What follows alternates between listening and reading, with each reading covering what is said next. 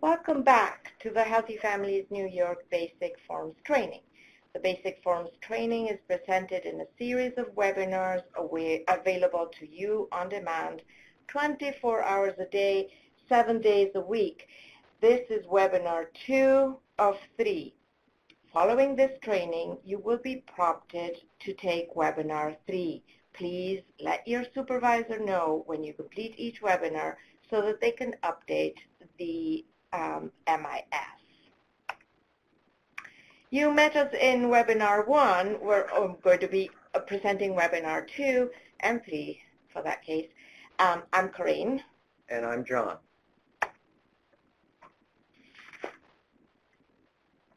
If you haven't completed at least one shadowing, home visit, or practiced entering some pre-enrollment forms we discussed in webinar 1, we suggest that you stop watching right now and return to us once you have. Everything we mentioned today will make much more sense to you once you have had that experience. I also hope that you had a chance to check out the HFNY website at www.healthyfamiliesnewyork.org. It has a lot of information about Healthy Families New York, the research behind it, the MIS, the newsletter called The Link that features workers around the state who share their experience with families, pictures, activities, etc. While you're checking that out, remember to click on the Healthy Families New York Network link on the right-hand top corner and enter the password HFNY Staff 2015. That is lowercase HFNY, uppercase S in the word Staff 2015 to access additional information and resources only available for insiders. Please refer to the form and level chart that John explained in webinar 1 to understand when and what forms should be completed. You might have printed that form when you watched the last webinar, but if not, it's on MIS for you to print out. At the end of this presentation, the learner will be able to state the time frame for entry of required forms, locate assistance if experiencing a problem, and accurately enter data collected after enrollment. And don't forget, you have support from our crew. Here's a picture of them in our office. And Corinne and I are also available for support. You can call the number on the screen or use the portal or the support email address. We prefer that you use the portal, however, which is located on the home page of the MIS. So, you'll remember this is where we left off in webinar 1.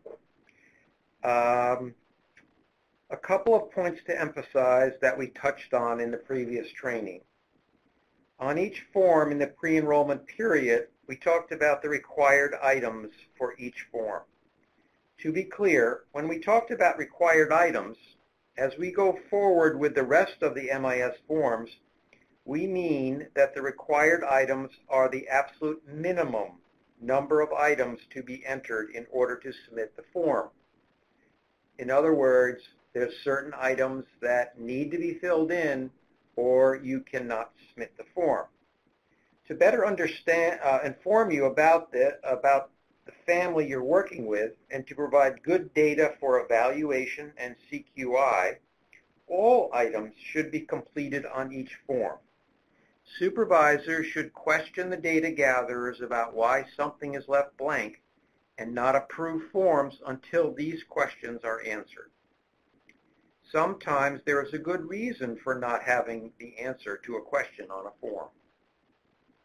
Understand the data collection design is intended to help you capture the whole picture of the family. Finding out the answer to any one of the questions or items on the forms may help you better serve this family and guide you to develop appropriate activities for your visits. You'll notice on this case homepage Forms tab that all of the items under the pre-enrollment column are enabled, and the first on the after enrollment column, the identification and contact information form is enabled.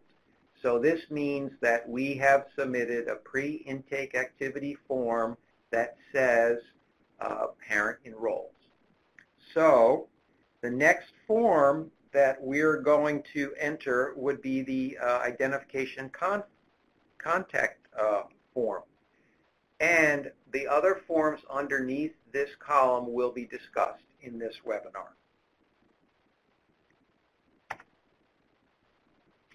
And here's the list of those.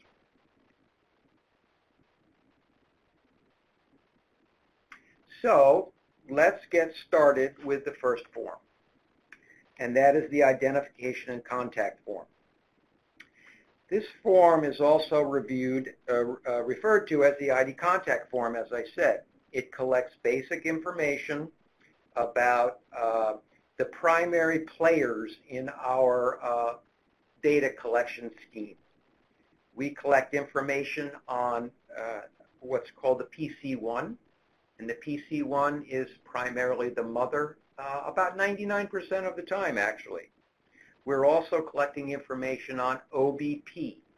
OBP, and you'll notice at the top of the tabs here, where's my mouse? There it is, that these players are located on the tabs at the top of this form. OBP is the other biological parent. 99% of the time, it is the father. If the OBP is not living in the home at the time of enrollment, and we'll talk more about this later, you'll have an option for picking a primary caretaker 2. This person usually is grandma or another adult in the home that's living in the home at the time of enrollment that has some responsibility for taking care of the TC, or the target child.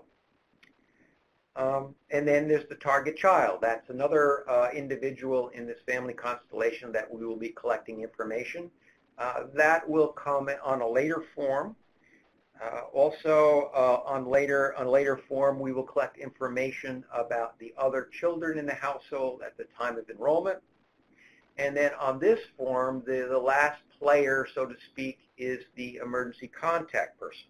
We, again, will talk more about that in a minute. The idea about the identification and contact form is that you complete this within 1 week of the day of enrollment. Understand that the definition of the date of enrollment is the date of the first home visit when the participant accepts services and signs the agreements that are required by the best practice standards. It cannot be entered into the system, as I said, until the pre-intake form with a case status 2, parent enrolls, has been entered into the system. That's what enables this form in the Forms tab. Here's some kind of other information about this form that you need to know.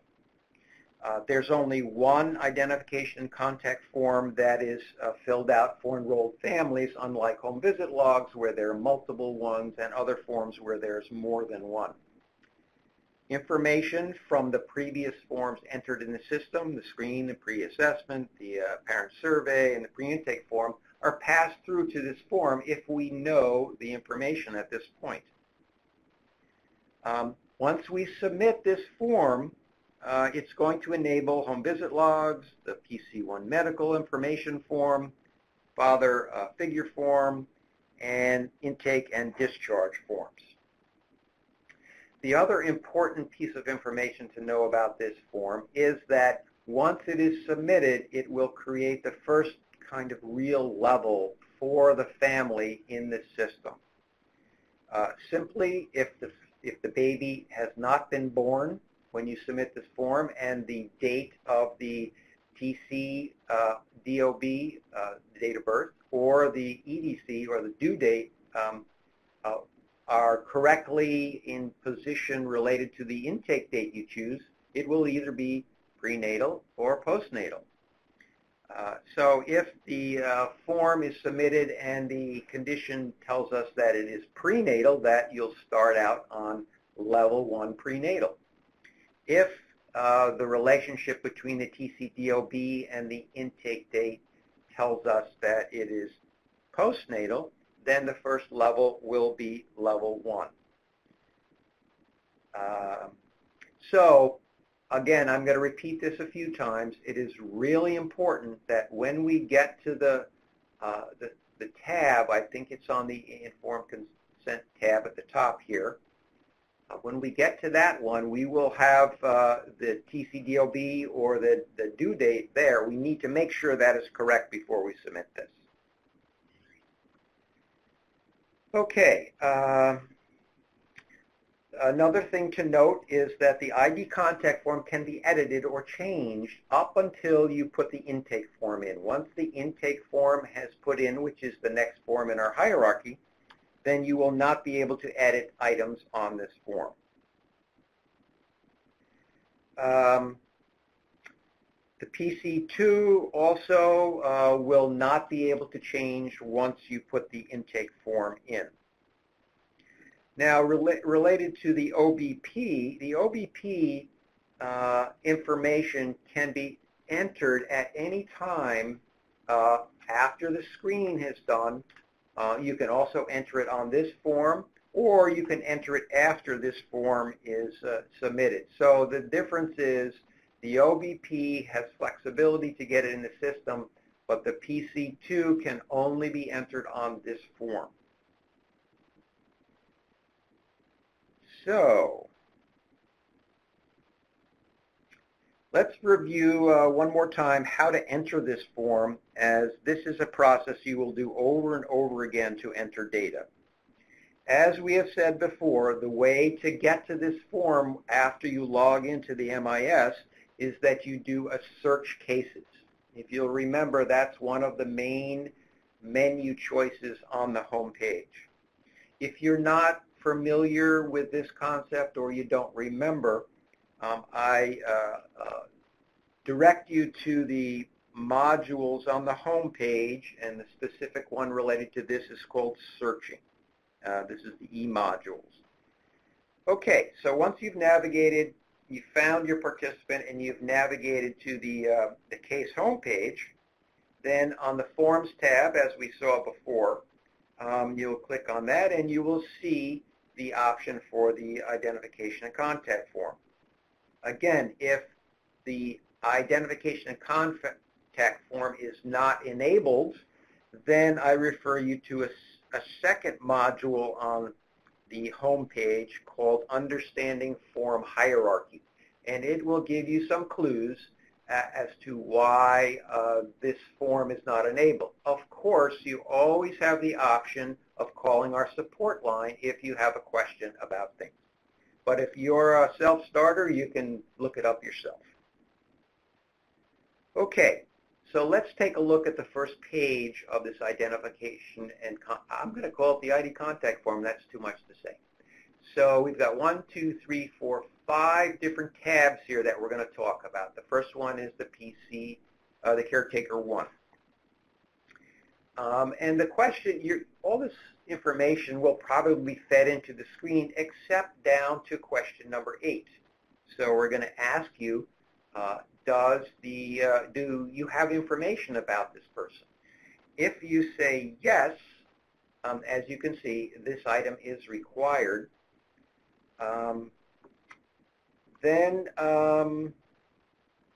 Okay, let me back up a second. So the required fields, as you can see, first of all, are this number 8, and then later you'll see on the Informed Consent tab, there's another item that is required.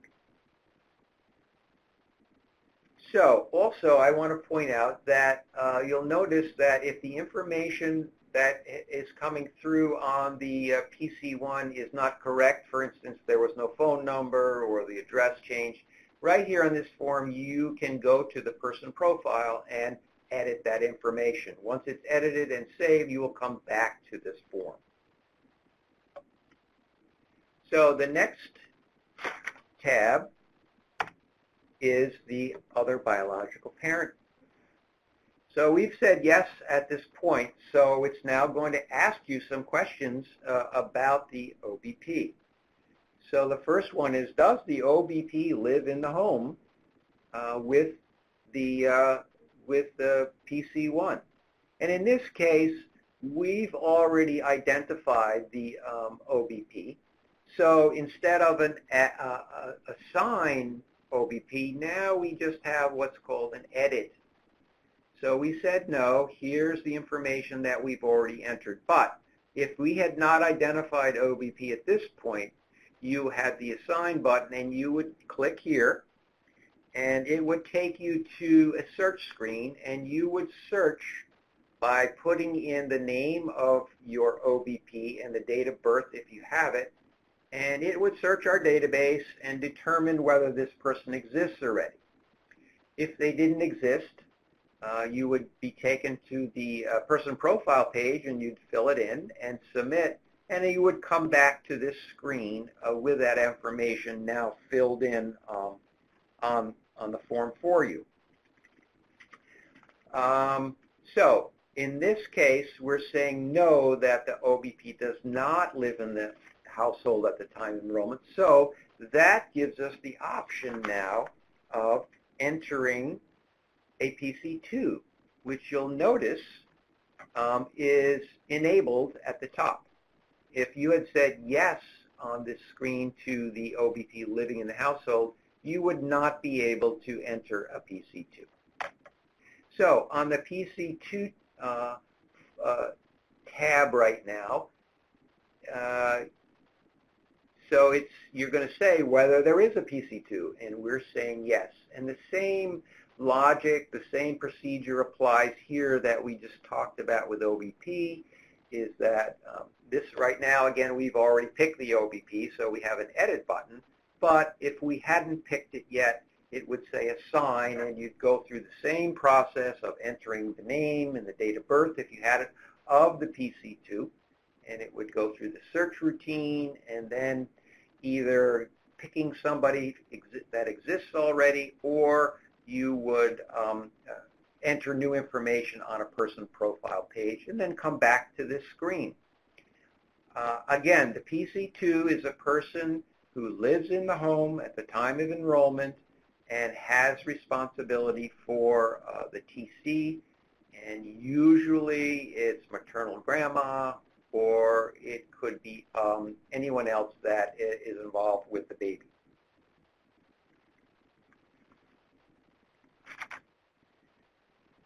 So now the next tab is the emergency contact person. The emergency contact, now you'll notice here we haven't picked one, so we've got the assign thing here. So it's the same deal as the OBP and the PC2. Just a word of caution about this is that the emergency contact person is someone that you can contact when you can't reach the family or there's an emergency. It really shouldn't be somebody that lives in the home with PC1, OBP, TC, or whoever.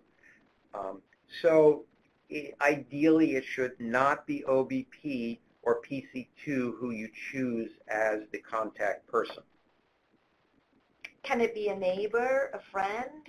Absolutely, and especially that's probably the best case is because the neighbor lives close by and could go over and knock on the door. Wherever. That's a good idea. Okay, anything else you'd like to join in on here? Okay. Sorry. So finally, for the ID contact form, we're going to the tab that says Informed Consent. And as we mentioned earlier, that number 22 signed is required. Now, what this means is that the participant, the PC1, has signed what we're calling the Informed Consent. The Informed Consent is a form you can see on the forms link on the home page, and it is giving actually the Center for Human Services Research, where we work, permission to use the data from this participant for evaluation purposes only in an aggregate sort of way, no identifying information. This form is in English, Spanish, Bosnian, or Chinese. There is a separate informed consent for those programs that are receiving MICV funds, MIECHV funding. And if you don't know what that means, you should ask a supervisor or someone in your program who's been around a while. The participant is not required to sign this informed consent. So with number 22, it could say no, and that's okay. However, because you are funded by state dollars, you are required to collect data on your participants for reporting purposes to your funder. However, we would not use it at the Center for Human Services Research for evaluation purposes. And finally, you'll notice in 21 is where we have the due date and target child DOB at enrollment. This, again, before you submit, is really important that you make sure this date is correct. You know, sometimes you don't know what the due date is, but at this point, when you're entering this form, you're going to know whether the baby's born or not. So just make sure this is correct. You also notice that we have buttons submit, submit, and approve. The submit button will be the only button if you are a user. The submit and approve button is when you are a supervisor. So that is the end of the ID contact form. Okay, now you can notice that as soon as the ID contact form was entered, other forms have become enabled, such as the home visit log, the PC1 medical information, the father or father figure ID contact information, intake, and discharge. So we're going to take some time and discuss those.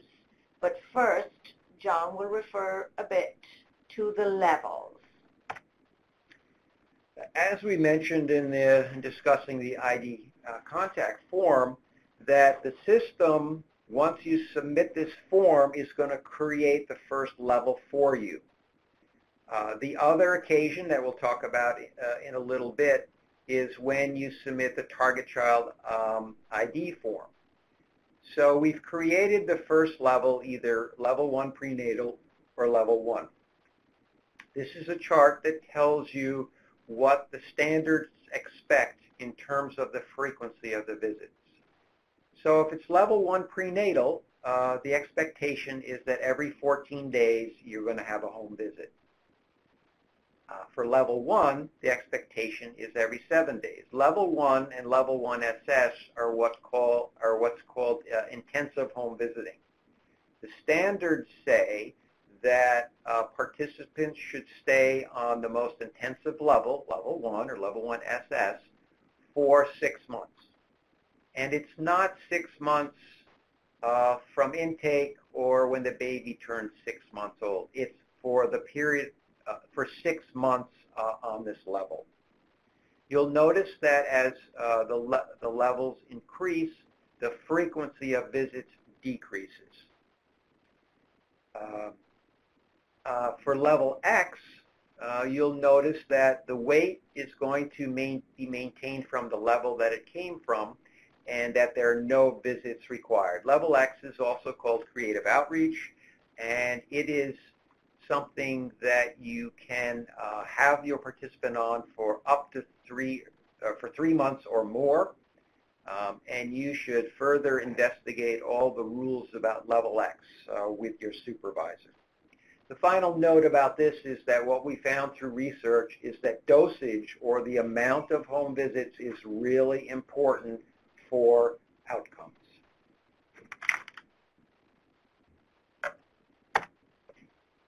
We are now going to go over the home visit log.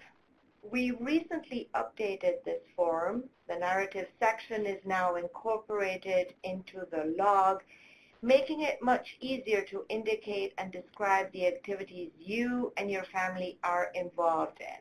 It's also a bit longer, but bear with me, we'll go over it in detail. The home visit log is filled out after each visit and reflects the work you do with the families and informs supervision. You usually fill it out once you're back in the office using the notes that you took right after you left the home. Sometimes, one visit comes after the other, so it's good practice to take a few notes after you leave the home so that you can fill out the form when you get back into the office easier. Each program has policy written regarding how many days after the visit you should enter the log into MIS. Check with your supervisor, but as I said, it's always better to do it fresh because you'll remember more, but you always can go back and fill in if anything comes up during supervision or so. When entering the HV log, you will go through each of the tabs that are shown there on the screen, clicking all of the boxes that apply to the visit and describing the activities, observations, screens, etc. in the corresponding boxes. We will not go into this form in detail.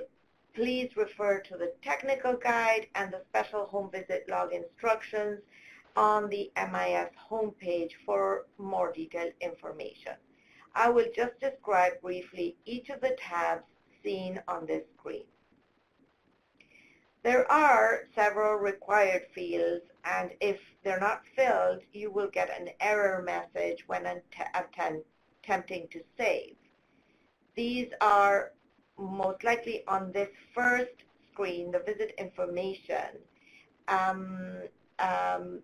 such as the start time of the visit, whether it's AM or PM, the type of visit, if an attempted visit is chosen when you go to the home and the visit cannot take place, for example, a home visit log is not filled out when the family calls and cancels. In this case, you should document the interaction on the case notes tab of the case home page. Another of the required items on this first screen is the total length of the visit. The state policy says a visit is to be 60 minutes. The MIS will allow shorter visits, but you should always make sure with your supervisor and know why it is that it was shorter. Another important piece of it, and that you will get an error message if you try to save without including this, is who participated in the visit. Who was actually involved in the visit, not who was at home when you went, but who was actually taking part of the visit. Remember to click Save Partial before going to the next tab or whenever you need to interrupt your work. For example, if the phone rings, that way you will avoid having to start all over if the phone call takes longer than expected. Partially saved forms will be listed on the home visit log landing page with a P next to them. If you do not save your work and 20 minutes go by, you will get a session expiring warning alerting you to save. Simply click on the close button and then immediately hit the Save Partial button. Clicking the Save Partial button will save your form and return you to the tab you were working on. What if I accidentally click the Form Complete button? Well, if you do that right now, you will get a whole lot of alerts because you need to complete the cheers information, and there are other required on the different tabs. So if you do the form complete and then hit save partial, it won't allow you to save right now. Okay. The forms complete is usually when you have completed the whole home visit log, that is when you click on the forms complete. And you're ready to have your supervisor look at it. Exactly, yes. As you can see on the tabs, because of space, we had to reduce the titles of it, but if you were to hover over the tab, you will get the entire title. So Cheers also includes reflective strategies there. The parent-child tab also includes the curriculum. So once you become accustomed to using the log, you will know where to find each of the things that you need to complete. But at the beginning, a good way to know, oh, where do I enter the curriculum I used, is to hover over the, we can't do that right now because we're not live, but if you hover over the titles, you will get the complete title. If your case is a postnatal one, you will need to enter one observation per letter of Cheers: cues, holding, expression, empathy, rhythm and reciprocity, smiles. So you don't need to do all of it if you're prenatal. For prenatal parents, document any one Cheers aspect beginning at 24 weeks and any two Cheers aspect at 31 weeks. The frequency is not required in prenatal, saying like how long you've observed this behavior. The use of Cheers to assess, address, and promote positive parent-child interaction, attachment, and bonding is a best practice standard. So it's very important to follow the directions and the instructions that we have on MIS regarding how to observe and how to document. So the bottom line is that when it's a prenatal, and in this case you'll see it tells you up here this is prenatal, that there's you're not required to enter all of the Cheers, but in postnatal situations, for every home visit, there needs to be something entered for each of the letters of the Cheers. Yes, absolutely. In the parent-child interaction tab, you will have a list to check and describe all of the efforts and any curriculum you used, as I mentioned before. Then in the health of the target child and parents or other caregiver tab, where you can track discussions and medical appointments, immunization. This again is a performance target and a best practice standard. It gets measured, so it's important for you to remember to click and document. In the family functioning, self-sufficiency, crisis intervention tab, you will have a chance of clicking on the different activities and efforts you have made to provide information on these topics.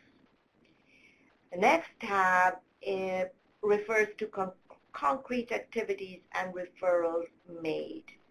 When you click on Made Referral, the MIS now will redirect you to the service referral form after you have submitted the home visit log. Remember that referrals are important, and we have found a way of making sure that you don't forget to fill out the referral form. So by clicking the Made Referral, MIS automatically will make that referral form available to you so that you can get credit for your work.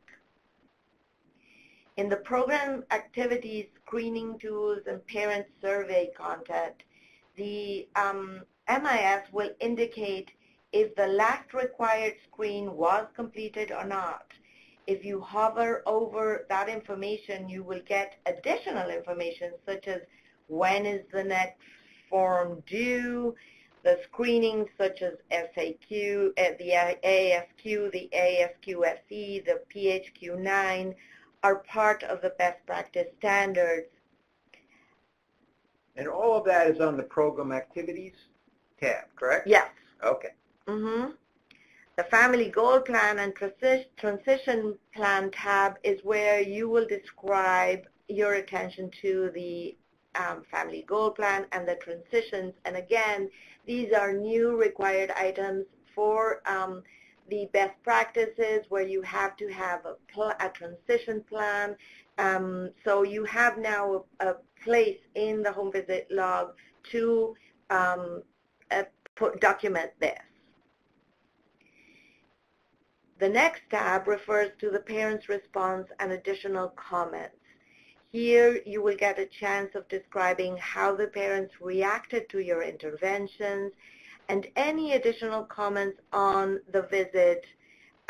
We feel that you have enough boxes to click all along and that you won't need to use this additional comments, but you never know if something was not included, so use this boxes if that is the case.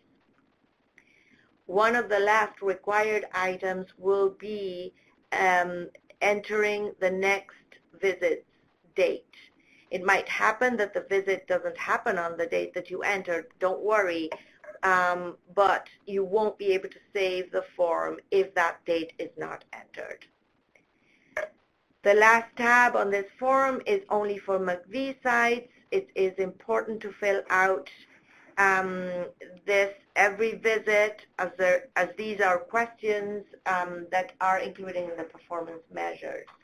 Once you have entered all of the information, I know it's a very long form, click on Forms Complete and then Submit. If there are no required fields missing, the form will save and be ready for your supervisor to review it. And once you click the Form Complete box, you will get go ahead. You will get the Submit button right. Enabled. It'll change from Save Partial to Submit. And again, that means you're ready for the supervisor to review your form. Mm-hmm. Okay. Wow. Oh, that was a long one, right?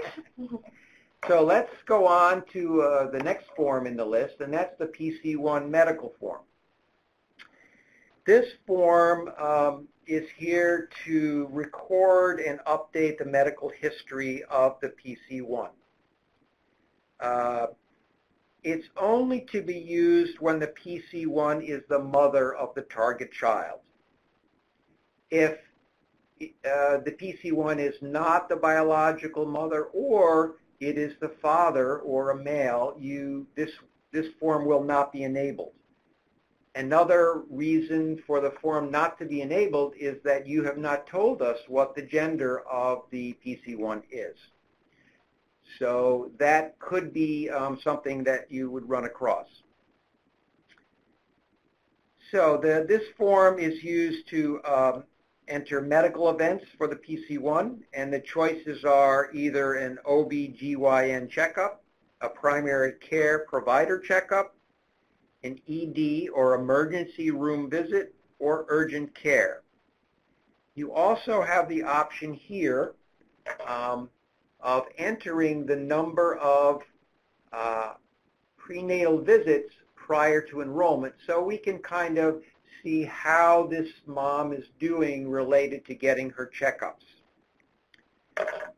And the simple way of entering these, obviously, is if you click this button here, you will be able to enter something that will eventually get into this list.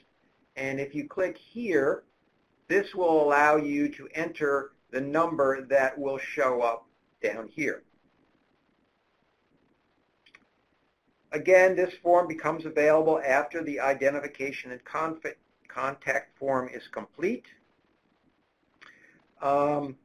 Also, the earliest date that you will be able to put in this system will be the intake date or the enrollment date.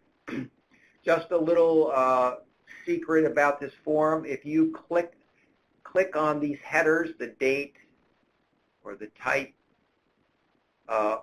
you will be able to order these forms. Right now, you can only see 5 different entries, but they're quite possibly could be many entries here that will fall onto a different screen, or you'd like to order them. So the way you enter them is not important in terms of chronologically, because you'll always be able to order them any way you like.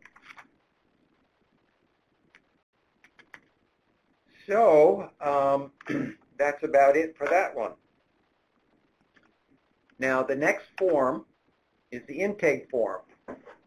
And the intake form has to be entered before you can get to the target child form. And if you remember back to a previous screen, we showed after the ID contact was entered that the PC ID was not available to you. So entering the intake form is the next form logically you should put in the hierarchy after the ID contact form. The intake form documents basic information about the parents, the PC1, the other biological parent, and if appropriate, another caregiver in the household, and that being the PC2. And this information is entered as of the date of intake. This information is compared with later follow-up information to track the participant's progress. The intake form should be completed within 1 month of the intake date or sooner. The intake form must be data entered before the target child, as I just mentioned. Let's talk about some specifics on the form. You'll notice that we have a whole bunch of tabs here, like many of the other forms, and we will go through these briefly just to give you a sense about what's going on.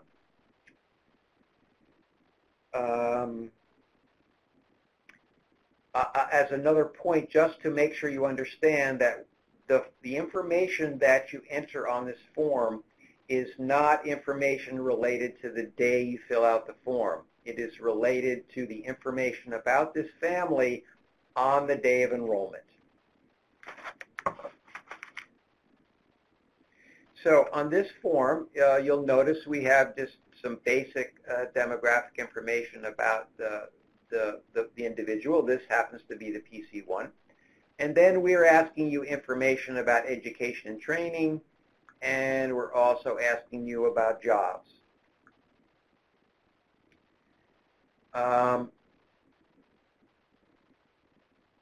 So the first, education, we're going to ask you for highest grade, and then we're going to ask you if they're currently enrolled in the program. If you say yes, then we're going to ask you what kind of program are they enrolled in.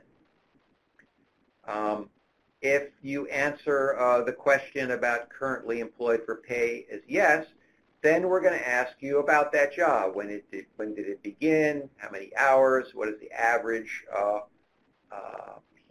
pay? If you say no, they're not employed, then we're going to ask you these two questions, as it says here, if not currently employed. And basically that's, did they work in the last 12 months, or did they look for a job in the last 12 months?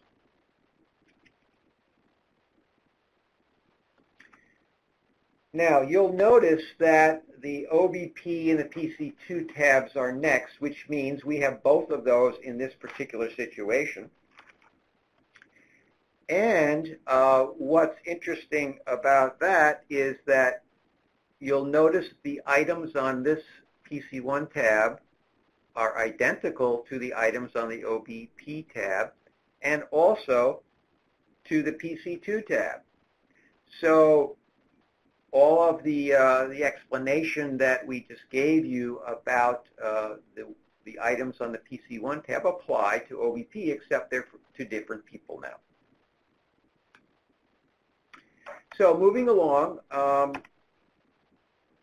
didn't show you the PC2 tab because it was identical, except it was about PC2.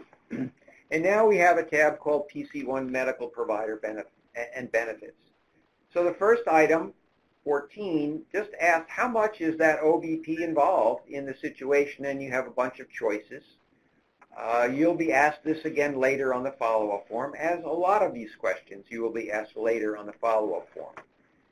Then we want to know if the PC1 has a medical provider, yes or no, and then we'll ask who that is. This is a best practice standard. The standards say that you should work hard and that the families, the PC1 and the TC, should have a medical provider. We're also going to ask you about what their health insurance is or whether they have it or not. And there are your choices on the screen there. Then about the benefits. Does the primary caretaker one receive any of these benefits? Do they get TANF? Do they get TANF or food stamps or emergency assistance or WIC or SSI or SSD? If you're not comfortable or familiar with what these are, then you should talk with your supervisor and get a little training on, one, what these mean, and two, how to ask the questions to get the answers on this. The last item on this is something called TANF services. This is different from TANF benefits up here, and it is something that also you should discuss with your supervisor about what the difference is. Now moving along, we get to the family and other children tab. And here we're going to ask you who's living with the PC1, what's the average monthly income, what's the average monthly value of the benefits, and how many people contribute to this income. This is a tough one, and we understand that families don't always like to share this information, and this possibly could be one of those times where you agree with your supervisor that we're going to let this one pass at the moment. However, understanding this information is going to help you possibly make appropriate referrals.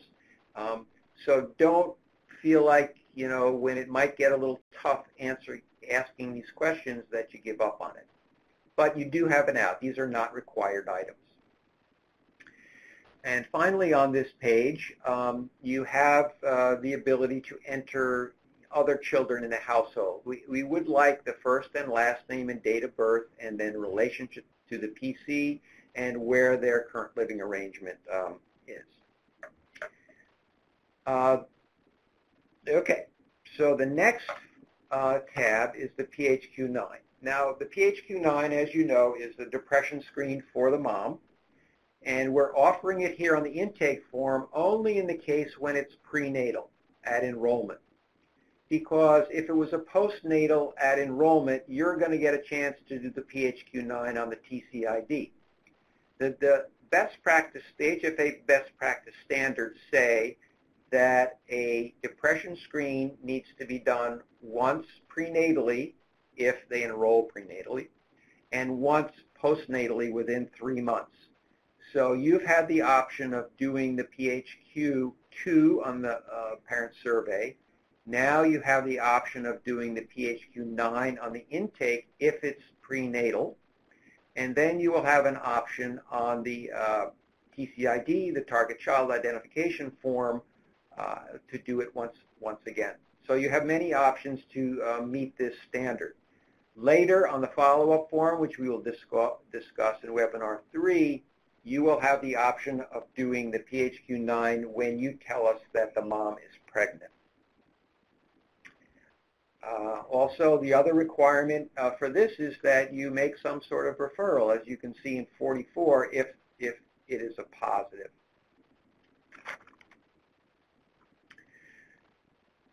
The final tab is the McD tab. And this again is for only those sites that are doing that are being funded by McD, which is the Federal Affordable Care Act money.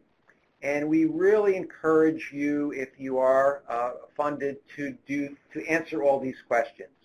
You'll notice that we have asked the race ethnicity question again, and we're doing it here because the federal requirement for reporting wants it asked a little differently. You'll also notice we're asking about homelessness and where the PC1 resides, as well as whether the TC1 perceives they have low student achievement, or anyone in their household has low student achievement. Also, are there children in the household that have developmental delays? And finally, are there any members in the household that are either current or past members of the armed forces? Okay, so that's enough of me for now. So let's turn it over to Corrine. And I am going to go over the Target Child Identification Information Birth Outcomes form, which you can see on the screen. This form registers the target child, the newborn, in the system. It collects the name, the date of birth of the target child, and information on prenatal care and pregnancy outcomes, the target child's health insurance and medical provider, among other data. Complete this form within 1 month of the birth of the target child for postnatal cases within 1 month of intake.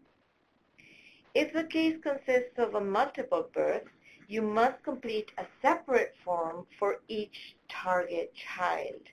You're going to see on item 3, it asks multiple births, and you're going to put there, if it is a yes, in that field. And then you will have to enter one form for each of the children. It will also ask you at this point how many of the, is it twins, is it triplets? And then it will expect you to enter all that number before it will enable the target child forms. Okay? Yep.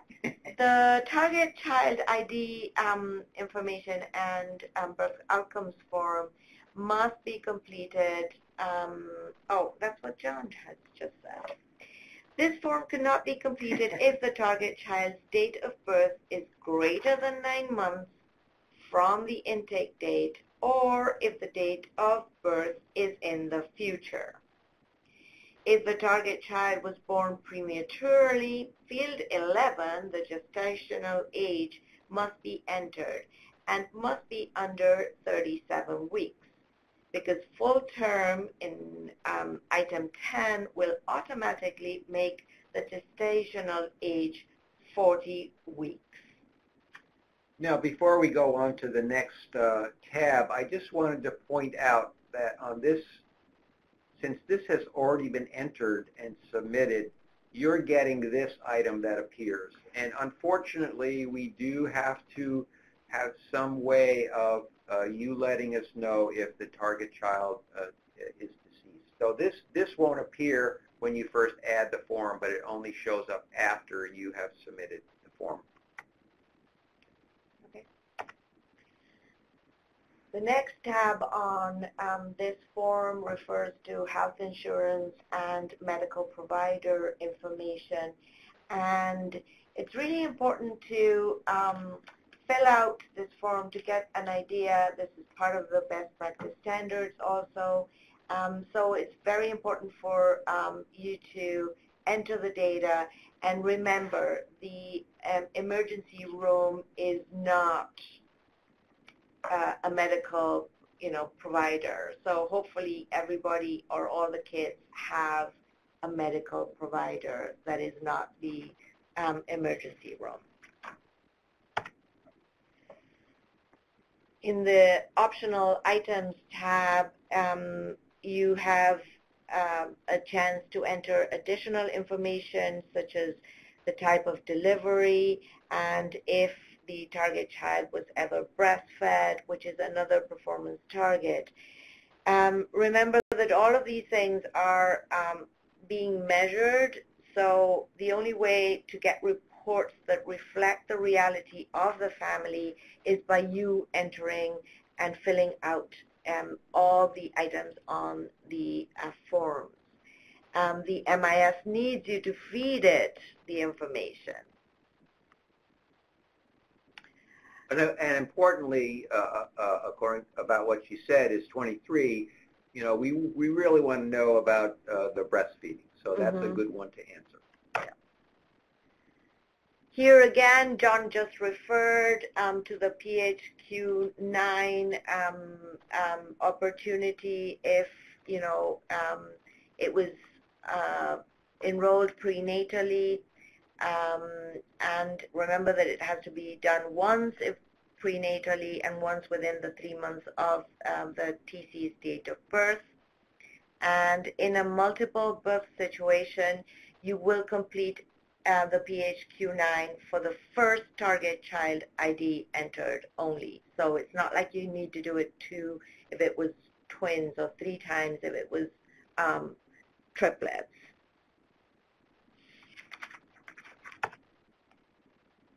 And again, the last tab is for the McVie funded programs. So make sure that you answer these questions. So that takes us back to the case homepage. Oh, and we now see how everything is turning blue, because once we have once the child is born and we put in all the information about the target child, all of the forms are enabled, as you can see on the screen.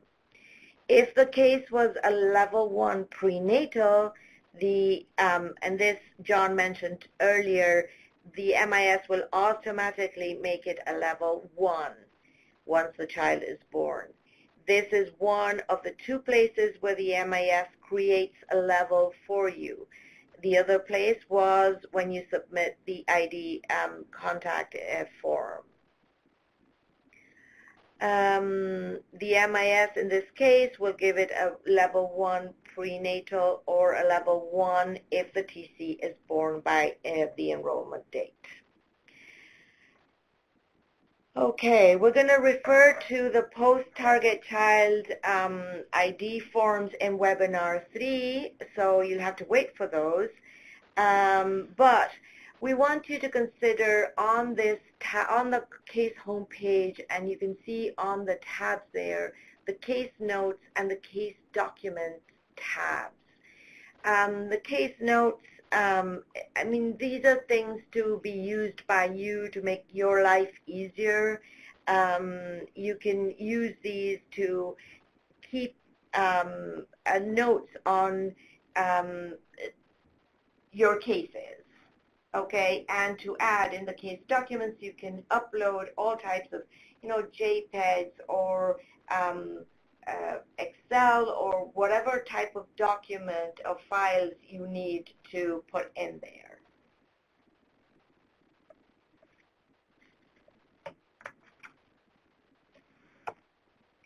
Okay, and then finally, we have our last form that we're going to talk about in this webinar, and that's the discharge form. It's a fairly simple form. It's something you will fill out in agreement with your supervisor, and it asks for basically 2 things: the date of discharge and the reason for discharge. Once you have discharged an individual, there are no other responsibilities in the data system, except we would like you to fill out a follow-up form and a discharge PSI, which again we'll talk about in the next webinar. I think this is enough information for you for now. Just also, this reinstate button is not something you should be playing with, and you should discuss with your supervisor about what that means. So let's move on to some, see if you got anything out of this. So what we're going to do now is we're going to put some check your knowledge questions up on the screen, one at a time. You can pause the webinar at each one to think about your answer, write them down on a piece of paper, and once we're done with all of them, you can check and see whether you got them right. So here's the first one. True or false? There never can be both an OBP and a PC2 documented in the MIS. True or false? Only the ID contact form needs to be entered in the MIS before the target child ID is enabled. And the final true and false, for a family with triplets, I need to fill out 3 TCID forms and 3 TC medical forms.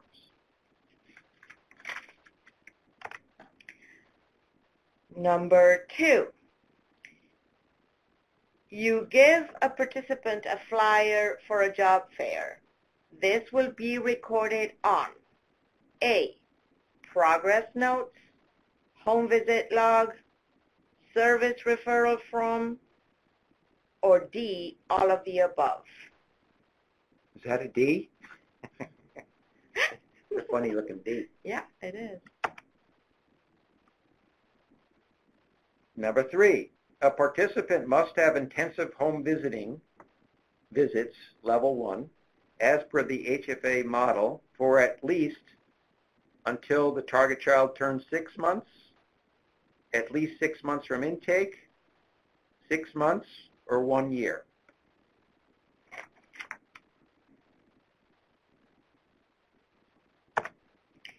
Finally, true or false? At 37 weeks, the target child is premature.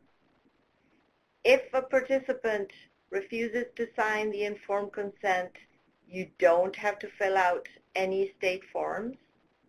And C, the minimum number of minutes allowed in the MIS for a home visit is 30 minutes.